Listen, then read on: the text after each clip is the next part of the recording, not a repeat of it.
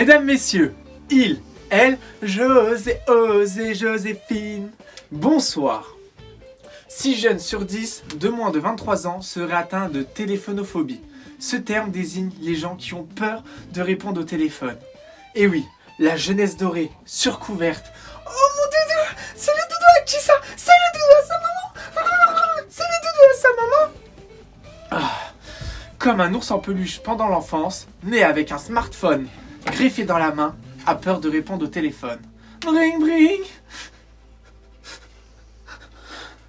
Vous n'aurez pas manqué de constater que tout ce qui est petit, frères, sœurs, cousins ou vos enfants sont toujours sur vibreur et n'hésitent pas à refuser vos appels. La plupart de ces jeunes ont avancé que c'était par peur de l'inconnu et surtout de ne pas être préparés à ce qu'ils vont pouvoir répondre à la personne à l'autre bout du fil.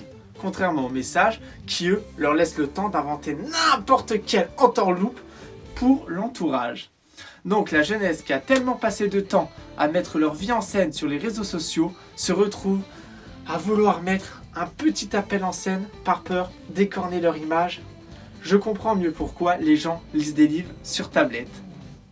Écorner, livre, tablette. Bring, bring, bring, bring. Je crois que ça touche aussi les plus de 23 ans. Canal+ s'affranchit du racket de l'État.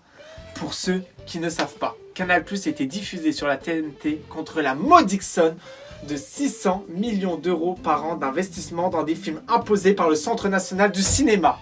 Et souvent, le genre de film à 4 millions d'euros qui fait 10 000 entrées sur 3 semaines et qui permet simplement d'entretenir le train de vie d'acteurs ringards sur la fin de carrière. Car 3 des 4 millions sont réservés pour le cachet. Oh, la belle vie. Sans problème, sans souci. Autant dire que c'est pas comme ça qu'on fait des chefs-d'œuvre. Mais voilà, fini l'esclavage.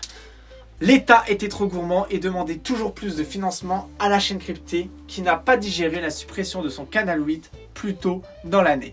Alors le premier groupe audiovisuel de France n'a pas manqué de rappeler qui était le patron. En annonçant simplement qu'à partir du 1er juin, ils ne diffuseraient plus leur chaîne sur la TNT. Voilà comment se mettre 600 millions d'euros facilement dans la poche. Je te le dis, aucun Instagrammeur lifestyle pro en crypto-monnaie ne pourrait t'apprendre à faire ça.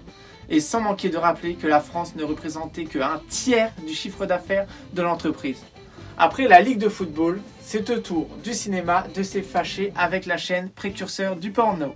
Tous les premiers samedis du mois, j'étais branché sur Canal+, j'avais les 2 mains sous les draps, de les voir excités comme des puces. Toute cette histoire confirme que les personnes à la tête des filières de l'État n'étaient pas celles qui aimaient se faire des copains dans la cour d'école.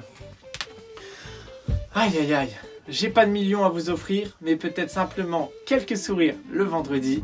Alors sur ce, abonnez-vous, on se dit à lundi pour une édition spéciale Joyeux Noël. Prenez soin de vous et restez toujours décalés.